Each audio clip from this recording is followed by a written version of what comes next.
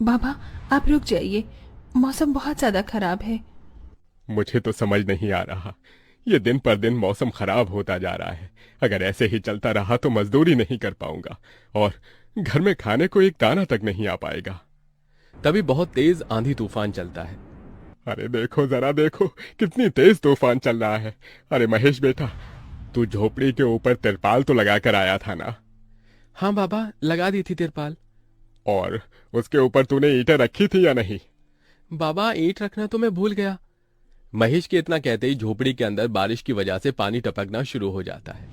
हे भगवान महेश, तूने ये क्या किया? तुझे मैंने कहा था बारिश और तूफान तेज है, तुझे ईंटें रख देनी चाहिए थी। मुझे लग रहा है कि तिरपाल उड़ गई। चल चल मेरे साथ चल। अब तुझे मेरे साथ भीगते हुए मेहनत करनी होगी, नहीं तो पूरे घर में पानी ही पानी भर जाएगा। देवेश इतना बोल ही रहा था कि घर के अंदर वाकई छत से पानी टपकने लगा। हाँ पिताजी, आप सही कह रहे हो, चलो चलते हैं जल्दी से।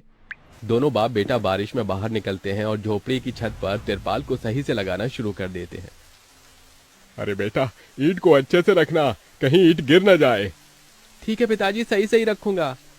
महेश इतना कहकर अच्छे से ईंट से तिरपाल को दबाने लगता है, जिससे छत ढक जाती है और झोपड़ी में पानी टपकना बंद हो जाता है।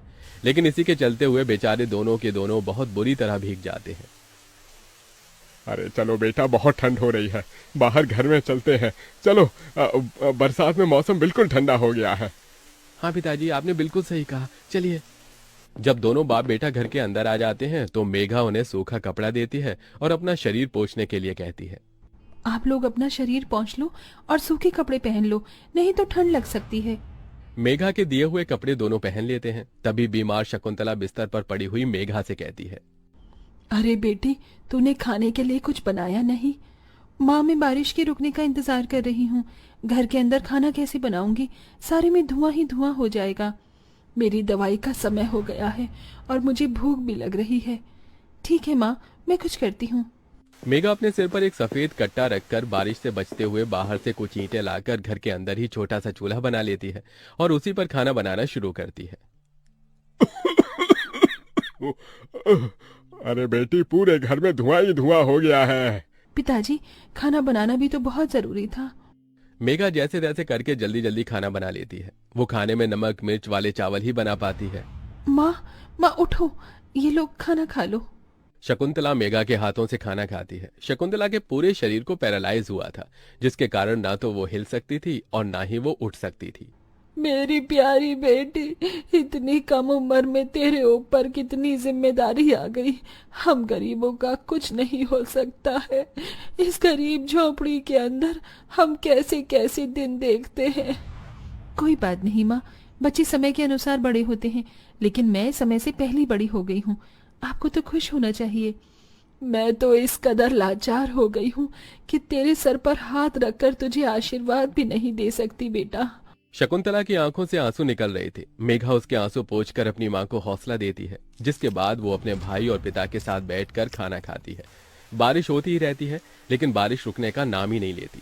खाना खाकर वो सभी सो जाते हैं। आधी रात के समय जिस तरफ शकुंतला का बिस्तर होता है, वहां पर पानी टपकना शुरू हो जाता है। अरे ये क्या, पानी टपक रहा है।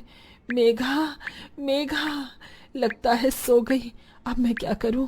ये पानी तो धीरे धीरे टपकता ही जा रहा है। शकुंतला रात भर अपने ऊपर टपकते हुए पानी को ऐसे ही झेलती रहती है, जिसकी वजह से सुबह तक उसके पूरे शरीर में बुखार फैल जाता है। अरे, अरे ये क्या माँ, आपको तो बहुत ही बुखार हो गया है। रात भर ये झोपड़ी की छत टपकती ही रही। मैंने तुम्हें उठाने की कोशिश की, लेकिन तुम्हारे तक आवाज नहीं गई। ये सुनकर मेघा को बहुत अफसोस होता है। वो सूखे कपड़ों पर अपनी माँ को सहारा लगाकर लिटा देती है और उनके कपड़े भी बदल देती है। लेकिन तभी अचानक से गांव में बाढ़ आ जाती है। अरे अरे ये क्या हो, यहाँ तो पानी भर रहा है। अरे लगता है गांव में बाढ़ आ गई है। अरे हम लोग क्या करें? अरे बेटा महेश, अरे भाई, अपनी माँ को कंधे पर उठा, नहीं तो हम सभी बह जाएंगे। अरे पानी में कोई जुगाड़ करता हूँ बेटा। देवेश फौरन घर के बाहर जाता है। जहां वो आसपास देखता है, उसे एक रेडी दिखाई देती है। देवेश उसे लेकर आता है, जिस पर शकुंतला को लिटा देता है। अरे चारों तरफ पानी ही पानी हो रहा है, हमें अब यहाँ से जाना होगा, नहीं तो पानी में हम डूब जाएंगे। तभी अचानक से उनकी झोपड़ी पानी में डूबकर बह जाती है। हमारी झोपड़ी